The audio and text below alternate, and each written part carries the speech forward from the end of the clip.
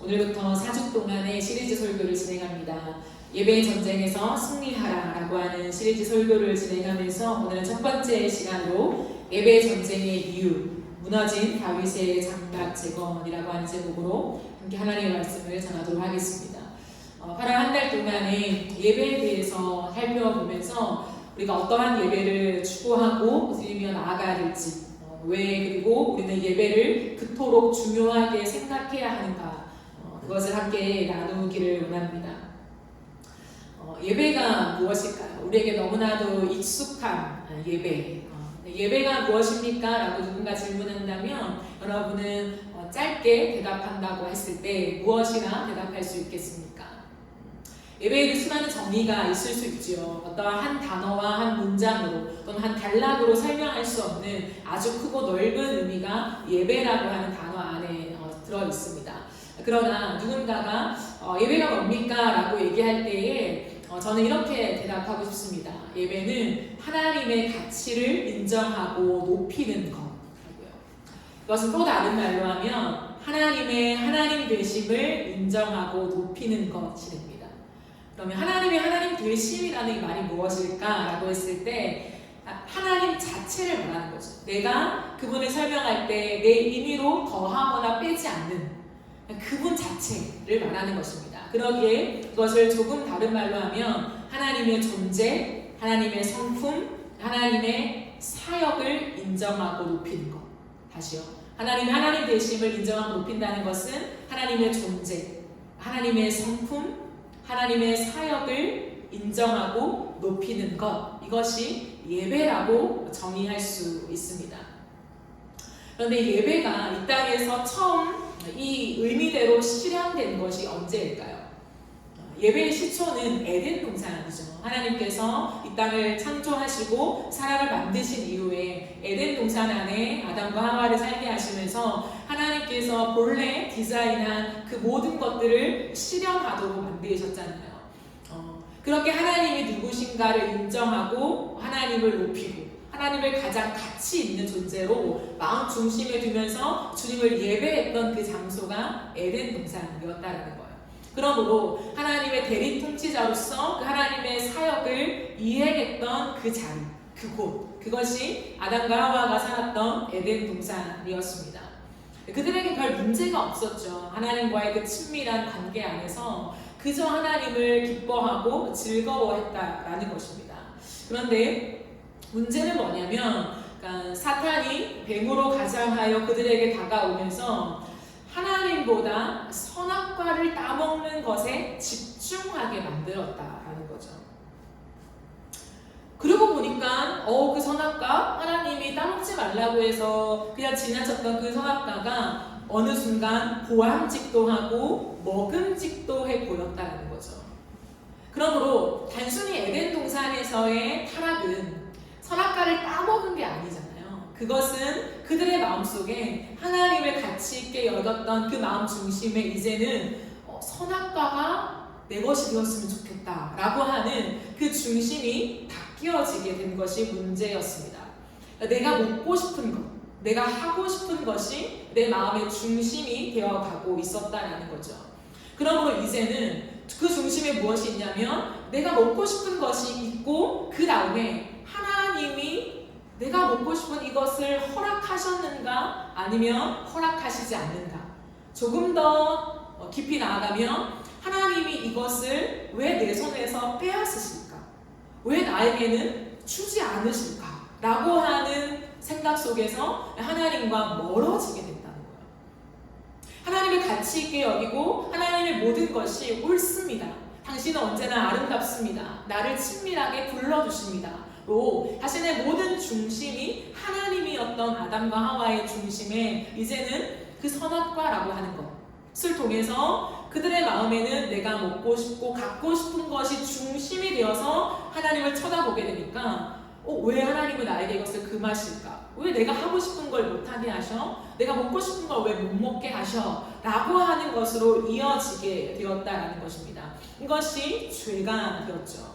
그러므로 하나님과 멀어진 인간에게 나타난 일반적인 사고방식이 여기에 있게 된다는 거예요. 죄에 파생된 모든 인류에게 중심적인 사고방식이 무엇이냐면 내가 갖고 싶은 걸 가져야 한다는 거예요. 내가 먹고 싶은 걸 먹고 살아야 한다는 거예요. 근데 뭡니까? 살다 보니까 그게 잘 안 되는, 내 맘대로 안 되는 거예요. 그러니 신이라는 존재가 있어? 그럼 그 신에게 잘 보여서 내가 원하는 것을 먹으려고 하는 거예요. 그 신에게 잘 보여서 내가 하고 싶은 일을 그 존재가 도와서 별 문제 없이 순탄하게 할 수 있도록 하게 되는 것. 그것이 이 땅에 존재하게 된 종교라고 하는 거예요. 이 또 변질된 종교 속에 수많은 예배가 태어나게 되죠. 수많은 예배가 형성되고 만들어지지만 그 어떤 예배도 하나님의 마음에 닿을 수 없다는 거예요. 하나님께서 임시 방편으로 허락하신 구약의 제사가 있었지만 그럼에도 불구하고 하나님 앞에 완전히 닿을 수 없었던 그러한 불완전한 제사, 불완전한 예배만이 이 땅에 지속하게 되었다는 거예요. 근데 보세요. 오늘 우리가 말씀으로 본 것은 사도행전 말씀입니다. 사도행전은 이미 이 땅 가운데 이제 복음이 시작되면서 하나님께서 당신의 진정한 마음을 비추시고 사람들의 마음이 하나님께로 완전히 회복되어질 수 있도록 만든 것이 복음이잖아요. 근데 그 복음이 전파되어지면서 초대교회가 성장하게 됩니다. 그런 흐름 속에 우리가 잘 아는 바나바와 사울이 선교 여행을 이제 떠나게 되잖아요. 그리고 1차 선교 여행을 떠나고 돌아와서 예루살렘 교회 안에서 선교 보고를 해요. 우리가 1차 선교 여행을 갔다 와서 이러이러한 것들을 해냈습니다. 그리고 이방인들이 주님께로 돌아갔습니다. 라고 복음을 전하고 복음 안으로 돌아온 그 핵심적인 얘기를 한다는 거예요. 그런데 그 예루살렘 교회 안에 있었던 바리새인들 중에 많은 부류들이 그것을 못마땅하게 여깁니다. 바나바와 바울이 복음을 전하고 온 것에 대해서 당연히 기뻐해야 되잖아요. 그런데 못마땅하게 여긴다는 거예요. 왜냐하면 그들에게는 걸리는 것들이 있었어요. 그래서 그 얘기들을 주고받는 그 회의 속에서 마지막으로 결론을 그 예루살렘의 지도자였던 야고보가 냅니다. 근데 야고보가 어떤 말을 하냐면 오늘 본문의 말씀을 했다는 거예요. 그 말씀을 한 번 더 볼까요? 16절 말씀을 보면 이후에 내가 돌아와서 다윗의 무너진 장막을 다시 지으며 또 그 허물어진 것을 다시 지어 일으키리니 라고 얘기를 해요. 이건 뭐냐면 예전의 선지자들의 말을 인용하는 거예요. 누구의 말을 인용했을까요? 아모스입니다. 아모스 9장 11절 12절 말씀을 보면 이런 말씀이 있습니다. 우리 같이 한번 읽어볼까요? 시작. 그날에 내가 다윗의 무너진 장막을 일으키고 그것들의 틈을 막으며 그 허물어진 것을 일으켜서 옛적과 같이 세우고 그들이 에돔의 남은 자와 내 이름으로 일컫는 만국을 기업으로 얻게 하리라. 이 일을 행하시는 여호와의 말씀이니라. 아멘. 아모스는 구약의 모든 이스라엘 백성들이 정말 극으로 타락한 시대 속에 특별히 북이스라엘에게 복음을 전했던, 그러니까 하나님의 말씀을 전했던 사람입니다. 그런데 그 아모스 선지자가 이스라엘의 회복을 얘기하면서 동일하게 다윗의 무너진 장막을 일으킬 거라고 해요. 그러니까 하나님의 회복은 뭐냐면 다윗의 장막의 회복이라는 거예요. 이것이 신약의 용어, 우리의 용어로 가져오면 복음이 이 땅에 올 건데 그 복음은 뭐냐면 다윗의 장막이 회복되어지는 거라는 거예요. 그러므로 복음이 이 땅에 왔고 복음을 전하고 있는 이 예루살렘 교회 중심에서 야고보는 의도적으로 아모스의 얘기를 인용하면서 이 땅에 복음이 전파된 이유가 무엇이냐? 그것은 하나님께서 그토록 원하셨던 것이 이루어지는 것이다. 그게 바로 다윗의 장막의 회복이다. 무너진 다윗의 장막을 회복하는 것이다 라고 설명하면서 이 모든 논쟁을 마무리합니다. 그럼 대체 무너진 다윗 장막은 무엇을 의미할까? 이것을 알기 위해서는 다윗의 장막을 알아야 되겠죠. 여러분 다윗의 장막을 아십니까? 우린 다윗 왕을 너무 잘 알고 있죠. 다윗이 하나님을 참 많이 사랑했던 사람이잖아요. 어릴 때부터 양을 치면서도 그 들판에서 양들을 풀어놓고는 자기가 하프 연주를 하며 하나님을 찬양했던 사람. 그 어린 10대 때에 늘 하나님 말씀을 암송하고 그 말씀을 그 들녘에서 묵상했던 사람. 어린 나이 때 양을 치면서도 사자의 위협, 곰의 위협이 왔을 때도 나는 하나님이 나에게 양치는 걸 맡기셨기 때문에 내 생명이 하나님께 있음을 믿습니다. 그래서 그 모든 사자와 곰의 발톱에서도 하나님이 나를 건지셨다라고 고백하는 그 다윗이요. 그러므로 그의 모든 하나님과의 추억이 이 시편의 시로 고스란히 남아있잖아요. 굉장히 하나님을 순수하게 사랑하며 오매불망 하나님 한 분만을 향했던 그 다윗이었어요. 근데 그 다윗이 이제 나이가 들어서 하나님의 말씀대로 왕이 되었잖아요. 왕이 됐을 때 가장 먼저 했던 일이 뭐냐면 방치된 법궤를 다시금 이스라엘 백성들 안으로 가지고 오는 일을 했어요. 사울 왕이 첫 왕이 됐을 때도 사울은 하나님의 법궤에도 관심이 없었습니다. 그저 그들에게는 전쟁에 나갈 때 우리를 승리하게 해주는 그러한 마법과 같은 상징, 그러한 의미로 법궤를 지급했다면 다윗은요 언제나 그 법궤를 하나님처럼 생각했다라는 거예요. 근데 보세요, 하나님이 다윗을 평가하실 때 뭐라고 하십니까? 다윗. 사도행전 13장을 한번 볼까요? 사도행전 13장 22절, 23절을 함께 읽도록 하겠습니다. 시작. 회하시고 다윗을 왕으로 세우시고 증언하여 이르시되 내가 이새의 아들 다윗을 만나니 내 마음에 맞는 사람이라 내 뜻을 다 이루리라 하시더니 하나님이 약속하신 대로 이 사람의 후손에서 이스라엘을 위하여 구주를 세우셨으니 곧 예수라. 이것이 사도행전 13장에 나오는 말씀입니다. 사울을 패하시고 다윗을 왕으로 세우셨다. 그러면서 그 다윗을 하나님이 뭐라고 말씀하시냐면 내 마음에 맞는 사람이다. 왜요? 내 뜻을 다 이루었다는 거예요. 하나님이 약속하신 대로 이 사람의 후손에서 이스라엘을 위하여 구주를 세우셨으니 곧 예수라. 이렇게 신약에서 해석을 하죠. 다시 한번 구약으로 돌아가서 다윗은 왕이 된 이후에 가장 먼저 한 것이 이스라엘 민족 안으로 그리고 자신이 사는 궁정에 가장 가까이 법궤를 안치하는 일을 합니다. 그래서 우리가 유명한 다윗의 이야기가 있잖아요. 그 법궤를 가지고 올 때에 6걸음에 한 번씩 피의 제사를 드리면서 그 법궤를 예루살렘 성 안까지 가지고 왔다라는 거예요. 그리고는 그것이 법궤가 자신이 생각했던 그 장소 안에 보관되었을 때에 기뻐 뛰며 춤을 추며 바지가 내려갈 정도로 예배했던 그 장면이잖아요. 근데 한번 생각해 보십시오. 다윗이 법궤를 가지고 와서 자신이 생각했던 그곳에 놓았단 말이죠. 그곳은 겉으로 봤을 때는 어떤 곳이었을까요?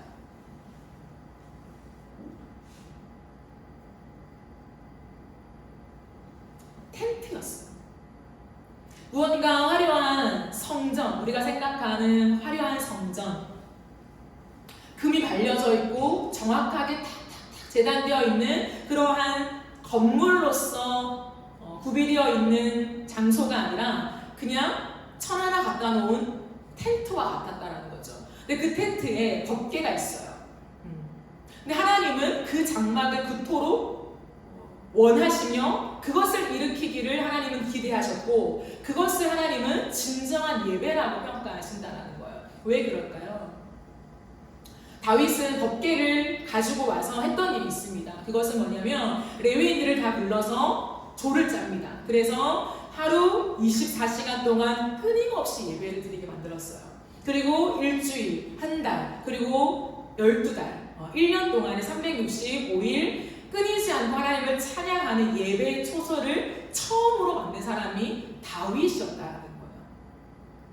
그러므로 1차적으로는 다윗이 하나님을 정말 사랑했죠. 특별히 그 하나님을 향한 사랑은 예배로 나타났습니다. 하나님을 찬양하는 것을 너무나도 즐거워했다는 거예요. 이것은 왕이 됐을 때 퍼포먼스로 했던 행렬이 아니라 그가 들판에서부터 아무도 그를 주목하지 않는 혼자 있는 그때부터 지금 왕이 됐을 때까지 한결같이 행했던 찬양이었다라는 거예요. 그러면 그 다윗의 마음, 하나님을 중심으로 모시고 주님을 향했던 그 마음이요, 그 마음이 예배가 될 수 있겠죠. 그러나 제가 오늘 여러분과 나누고 싶은 것은 그것이 아닙니다. 우리가 잘 아는 하나님을 향한 갈망, 예배를 향한 갈망을 가졌던 그 다윗이죠.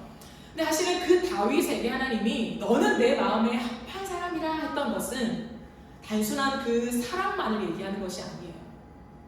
주님은 말씀하시죠. 신약에 와서 다시 한번 다윗을 얘기하면서 그는 내 마음에 맞는 사람이라. 왜? 내 뜻을 이루었다 라고 얘기해요. 내 뜻을 다 이룬 사람이 다윗이라는 거예요. 그럼 다윗의 장막에는 비밀이 있습니다. 뭐냐면 구약의 하나님께서 제정하신 모든 예배는요, 아무나 그 예배를 드릴 수가 없었어요. 그리고 대제사장이 1년에 한 번만 지성소 안으로 들어가서 법궤가 있는 곁에 있을 수 있었다는 거예요. 근데 죄가 있는 대제사장은요, 들어갔을 때는 바로 죽임을 당했습니다. 그 누구도 하나님의 임재를 즉각 그리고 바로 볼 수가 없었다라는 거예요. 그러므로 성막, 처음에 모세가 만든 성막을 보면 하나님이 뜰을 만드시고 그 뜰 안에 성소가 있죠. 그 성소에 우리가 아는 떡상, 촛대 이런 게 있잖아요. 그리고 그 안에 지성소가 있다는 거예요. 그러면 성소와 지성소 사이에는 휘장이 있습니다. 그래서 아무도 못 들어가는 거예요. 1년에 딱 한 번 대제사장만이 깨끗하게 한 다음에 지성소 안으로 들어가서 온 백성의 죄를 속죄하는 속죄 제사를 드릴 수 있었다라는 거예요. 근데 생각해 보세요. 아직 구약입니다. 근데 다윗이 왕으로 즉위한 다음에 법궤를 가지고 와서 그가 진짜 허름한 텐트 안에 법궤를 놔둬요. 그리고 그 법궤 중심으로 수많은 레위인들이 365일 24시간 왔다 갔다 하면서 찬양을 드리게 만든다는 거예요. 거기에 없는 것이 무엇입니까? 반드시 있어야 되는데 없는 것. 휘장이라는 거예요. 이건 엄청난 일이라는 거예요. 휘장 안으로 들어가면 누구든지 죄가 있는 사람이 휘장 안으로 들어가면 다 죽을 만큼 휘장은 굉장히 중요한 상징적인 의미예요. 죄인은 절대로 하나님께 닿을 수 없다라고 하는 상징이 뭐냐면 휘장이었거든요. 근데 다윗은 휘장 없는 예배 초소를 만들고 수많은 사람들이 그것도 정해진 시간과 날이 아니라 언제 어느 때나 365일 24시간 들어가서 하나님을 찬양하게 했다는 거예요. 근데 더 중요한 게 뭡니까? 하나님이 다윗을 죽이지 않았다는 거예요. 그리고 오히려 그 다윗의 장막을 모세의 장막보다도 훨씬 더 하나님은 베스트라고 여기셨다는 거예요. 그래서 하나님의 마음엔 뭐냐면 내가 이제 예배를, 진정한 예배를 일으킬 건데 그 예배가 뭐냐면 다윗의 장막이야. 그러면 유대인들에게 있어서 모세는요, 어마어마한 사람입니다. 출애굽 당시에 모세를 통해서 하나님이 만들게 하신 그 장막은요, 그들에게는 거의 하나님급이었어요. 그 누구도 그 모세의 장막 위에 또 다른 것을 둘 수 없을 만큼 절대적인 것이었다는 거죠. 근데 하나님은 뭐냐면 그 모세의 장막이 아니라 나는 다윗의 장막을 갈망한다. 그게 복음을 일으킬 때 내가 함께 일으키는 모습이다 라고 얘기한다는 거예요. 그러면 다윗의 장막은 무엇을 상징하냐? 도대체 무엇을 상징하길래 하나님이 그토록 열망하시면서 그것을 일으키기를 기대하셨는가? 다윗의 장막은 예수 그리스도를 상징합니다. 예수 그리스도께서 이 땅에 오셔서 십자가에 돌아가실 때에 일어났던 일이 무엇입니까? 휘장이 하늘로서부터 아래로 찢어지게 된 거예요.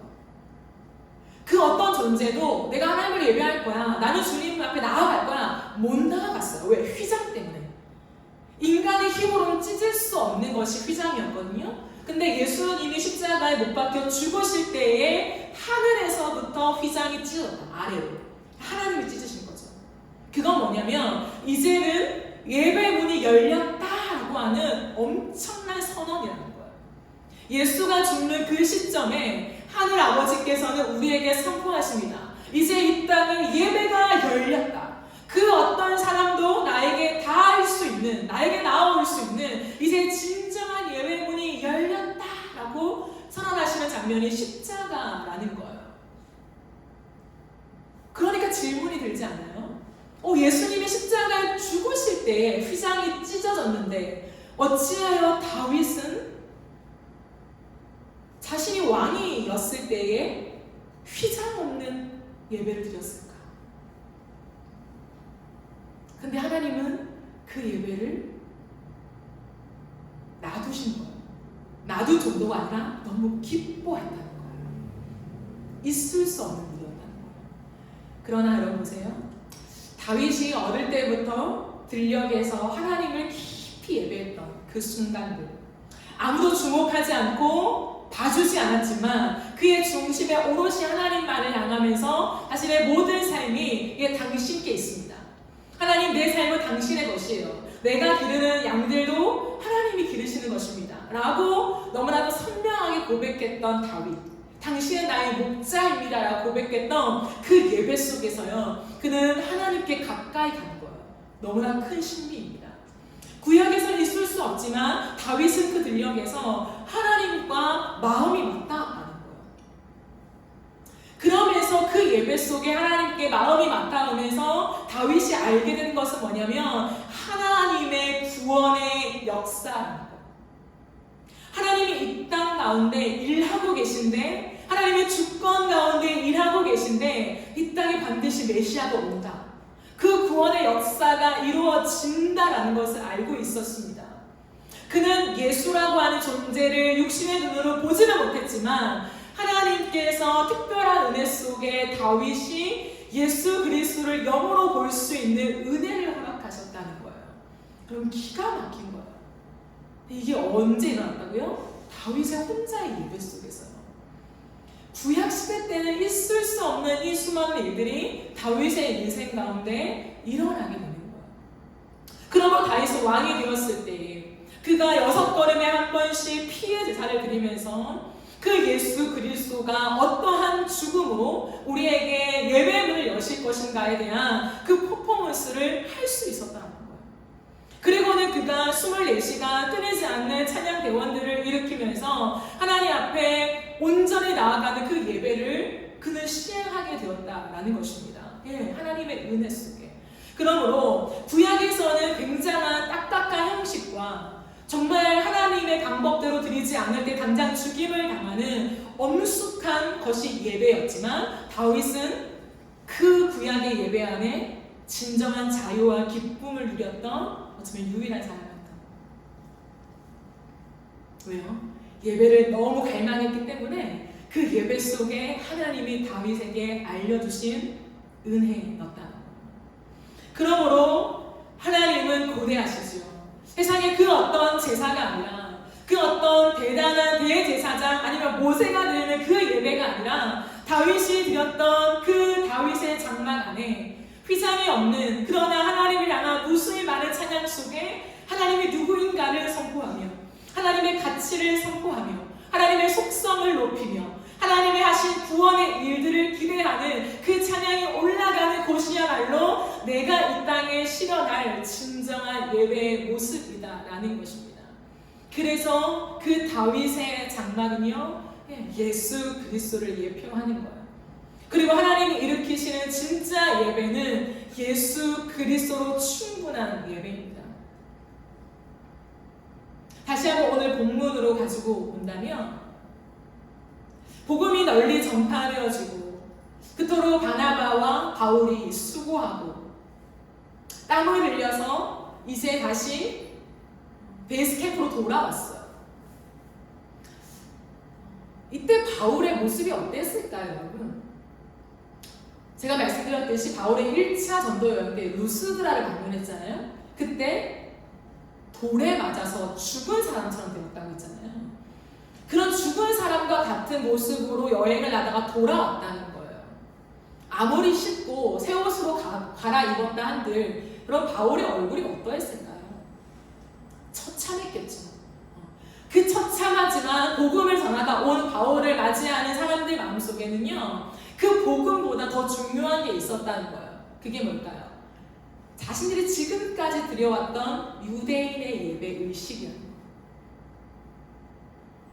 유대인이라면 이거는 해야 돼 라고 생각했던 것들, 구원을 이제 예수가 오셔서 예수 그리스도의 복음을 받아들이긴 했습니다. 그러나 예수의 복음도, 예수님의 이름을 의지하는 것도 중요하지만 우리가 지금까지 드려왔던 유대인으로서의 그 혈통으로서 행했던 형식도 중요하잖아 라는 거예요.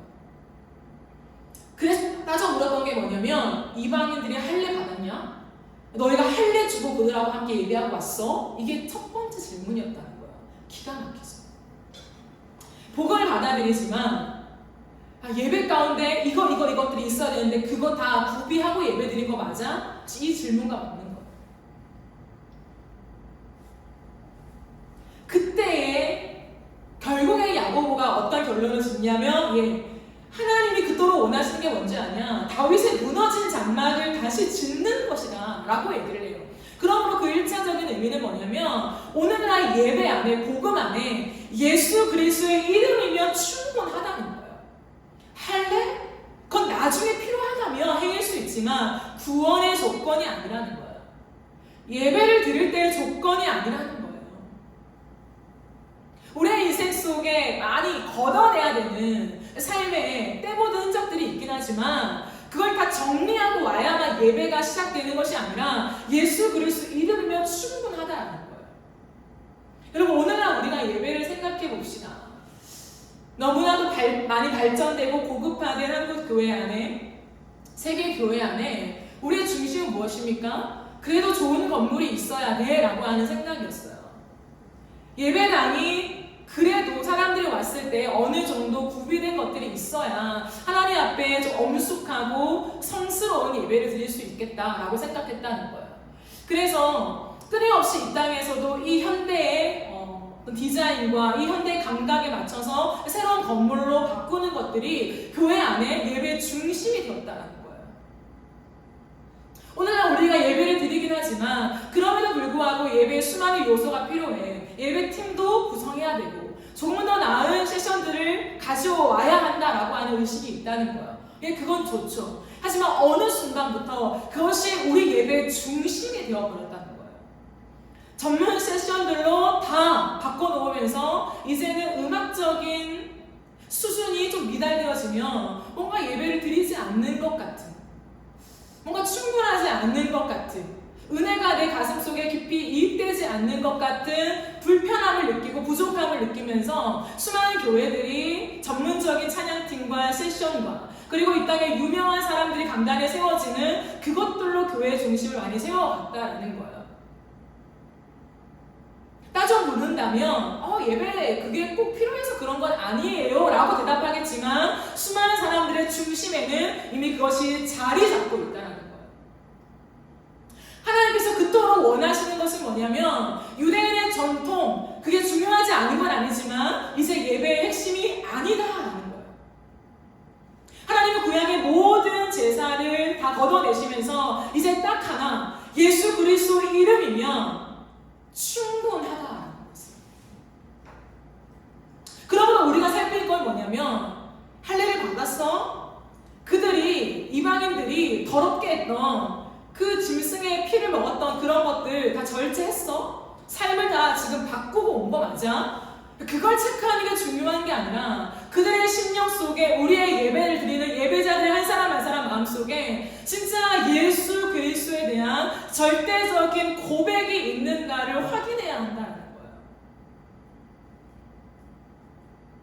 찬양을 잘하는 전문적인 목소리가 아주 좋은 그러한 세션들을 구비하는 것이 중요한 것이 아니라 그들의 심장 안에, 마음 안에 예수 그리스도에 대한 분명하고 정확한 선명한 고백이 있느냐라는 거예요. 그런 사람들을 예배 인도자로 세워야 한다는 거예요. 그것은 유일한 조건이었습니다. 근데 그 신약의 예배, 오늘날의 이 예배를요, 다윗은 자신의 시대로 끌어들여서 먼저 드렸던 사람이었다는 거예요. 어마어마해요. 예수 그리스도에 대한 모든 예언과 예표가 다 담겨 있었다는 것입니다. 그러면 오늘날 우리가 다시 한번 생각해 보아야 하는 것은 무엇이냐면 예배가 무엇인가라는 거예요.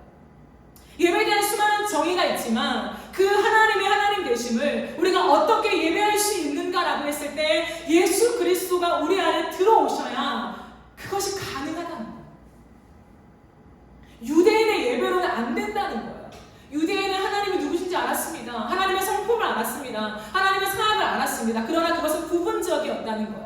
예수님의 존재와 예수님의 성품과 예수님의 사역을 이해함에 궁극적인 핵심은 뭐냐면 예수 그리스도를 알 때에 하나님의 하나님 되심을 온전히 인정하며 우리는 주님을 높일 수 있는 예배자로 세워지게 된다는 거예요.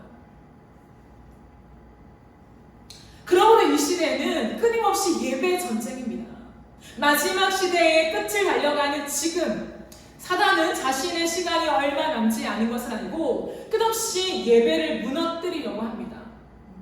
왜요? 그 예배가 하나님이 처음 에덴 동산을 만드실 때 하나님이 간절히 원했던 원띵이었거든요. 나는 예배를 회복할 거야. 하나님이 그 에덴 동산에서 죄로 인한 타락한 백성들을 보시면서 나는 이 땅에 이제 원띵이다. 나는 예배를 회복할 거야. 그래서 구원을 이룰 거야. 그것이 하나님의 하트요, 하나님의 전부였다는 거예요. 사단은 어떻게 해서든지 그 하나님의 사역이 온전하지 못하도록 방해를 한다는 거예요. 그럼 보십시오. 사단이 마지막 시대에 예배를 어떻게 막을까요? 예배를 어떻게 무너뜨릴까요? 예배를 무너뜨릴 수 없습니다. 예배 자체를. 그럼 의미적으로 사단은 어떠한 전략 속에 예배를 무너뜨리고 있는 걸까요? 교묘한 그 존재가 예수 그리스도를 빼는 예배라는 거예요. 예배를 드립니다. 주일 예배를 드려요. 좀 더 나은 건물 안에 수많은 세션 속에서 우리는 하나님 앞에 성스러운 거룩한 그 임재를 경험하는 그 예배를 드리게 만듭니다. 그 느낌을 받게 만듭니다. 하나님을 아는 것 같은 그 모든 세팅들을 다 하는.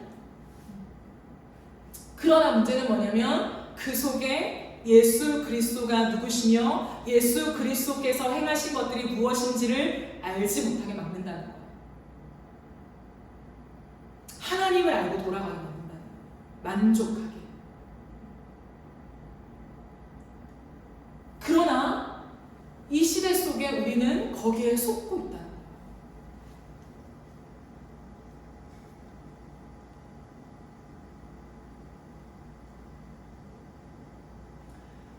하나님께서 구원의 복음 속에 숨겨둔 것은 뭐냐면 예수 그리스도의 십자가를 통해서 사단 마귀의 역사를 완전히 박살내고 그의 권세를 묶으신 것입니다. 그러므로 이 시대 가운데 예배 속에 예수 그리스도의 이름과 그분의 존재가 여기에 충만하지 못하다면 악한 영은 우리를 사로잡을 수밖에 없다는 거예요. 그러나 반대로 우리가 예수 그리스도로 충만하며 예수가 누구시고 그분이 하신 일이 무엇인지를 내 존재적인 의미로서 표현하고 고백하고 찬양할 때에 악한 영은 절대로 그리스도인들을 건드릴 수 없다는 거예요. 우리는 다 속고 있는 거예요. 우리의 연약함 속에 나는 전쟁에서 이길 수 없어.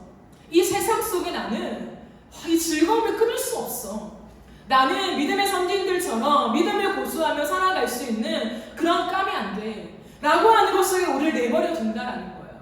그러나 성경은 분명하게 하나님이 하신 사역을 선포하셨습니다.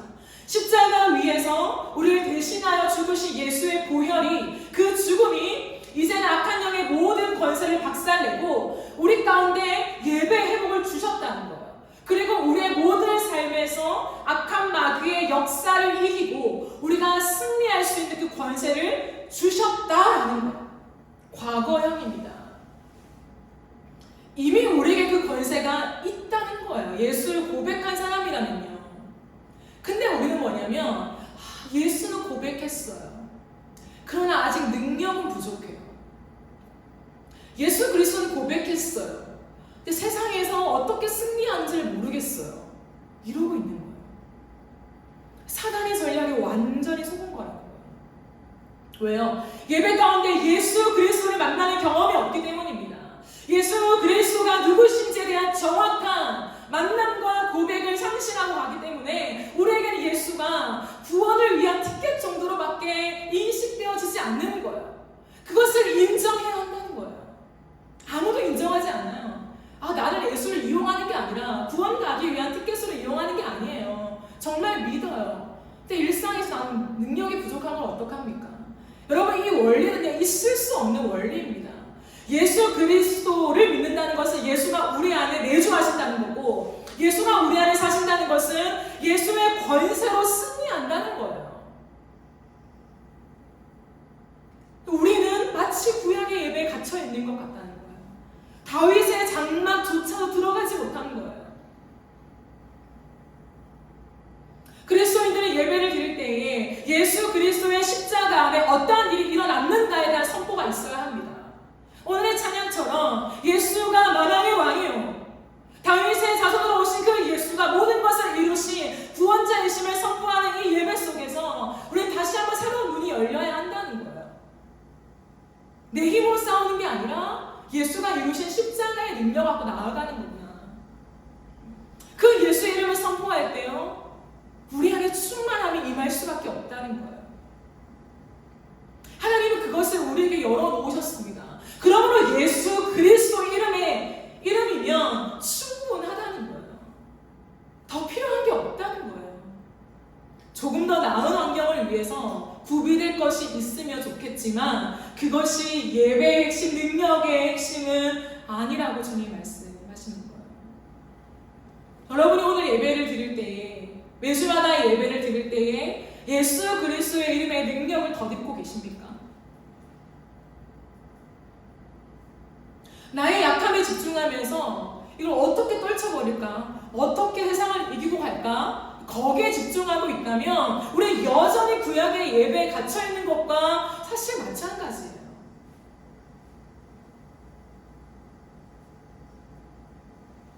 다윗은 담대하게 구약의 예배의 모습이 아니라 그 기쁨, 하나님의 임재 앞에서 그 기쁨을 표현하면서 아무것도 화려하지 않는 그 텐트 안에서도 하나님이 가장 기뻐하시는 퍼펙트하다, 내가 정말 이 땅에서 추구하고 싶었던 그 예배야 라고 하는 그 예배를 하나님께 올려드렸다라는 거예요. 이것은 우리에게 충격으로 와닿아야 합니다. 다윗의 예배만도 못한 예배를 신약을 살아가는 우리가 드리고 있다는. 그러므로 사도행전 13장에서 그렇게 말하는 것이죠. 하나님의 약속대로 이 사람의 후손 다윗의 후손에서 이스라엘을 위하여 구주를 세우셨다. 예수를. 그러므로 그 예수를 미리 보았던 다윗이야말로 내 마음에 합한 사람이다. 여러분, 하나님 마음에 합한 사람이십니까? 단순히 하나님을 사랑하는 정도? 예배를 더 많이 드리는 횟수, 분량이 아니에요. 하나님 마음에 합한다는 것은 그 정도가 아닙니다. 그런 사람들은 많았어요, 구약에서도. 그럼 왜 다윗만을 지목했냐는 거예요. 예수 그리스도를 보았기 때문이죠. 그러므로 우리는 이 예배 전쟁을 똑바로 알고 예배 전쟁에서 승리해야 합니다. 매 예배를 준비할 때마다 예수 그리스도 이름을 선포해야 합니다. 우리가 서 있는 자리가 그냥 와 있는 자리가 아니라 예수의 십자가로 이루어진 자리임을 선언해야 합니다. 예배 인도자들은 내 심장 가운데 정말 예수 그리스도에 향한 고백과 그 핏부림에 대한 믿음이 있는가를 점검해야 합니다. 얼마나 유명한 노래를 부르는가, 얼마나 설교에 맞는 찬양곡을 고르는가가 더 중요한 게 아니에요. 내 안에, 예배자 안에 예수 그리스도가 있는가에 대한 확인인 것이죠. 그게 없다면 예배는 화려함으로 끝날 것입니다. 은혜 받은 느낌으로 끝날 것입니다. 그것이 우리의 일상을 이어준 능력은 되지 못할 것입니다. 그러므로 우리는 앞으로 예배 가운데 예수 그리스도의 이름만을 선포하는, 그 이름을 높이는 예배의 전쟁으로 들어가야 합니다. 예배 가운데 예수를 만나고 예수를 고백하고 예수로 살아가는 한 사람 한 사람을 세우는 그러한 예배의 전쟁이에요. 또 한 가지 있습니다. 오늘 말씀에 여러분 17절을 한번 보시겠습니까? 다윗의 무너진 장막 안에 또 하나의 비밀이 있습니다. 이는 그 남은 사람들과 내 이름으로 일컬음을 받는 모든 이방인들로 주를 찾게 하려 함이라. 이것이 하나님의 선지자들 때부터의 예언이셨다라는 거예요. 그러면 다윗의 무너진 장막이 재건되는 것에는 이방인이 주께로 돌아오는 것과 연관이 있습니다. 즉 선교죠. 다윗의 장막은 예수 그리스도를 예표하는 예배라고 말씀드렸어요. 그것은 예수를 믿는 우리에게 하나님의 능력을 채워주는, 하나님의 임재를 경험케 해주는 정도로 끝나는 것이 아니라 나아가서 또 다른 이방인들에게 선교하는 선교로 확장되어서 간다는 거예요.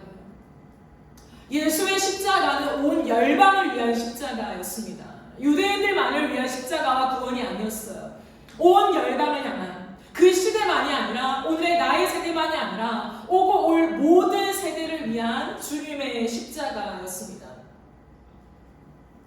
그러므로 예수 그리스도의 죽음과 부활은 온 열방이 주께로 돌아오는 것을 희망하며 소망하며 주님이 우리에게 보여주신 놀라운 사건이었다라는 것입니다.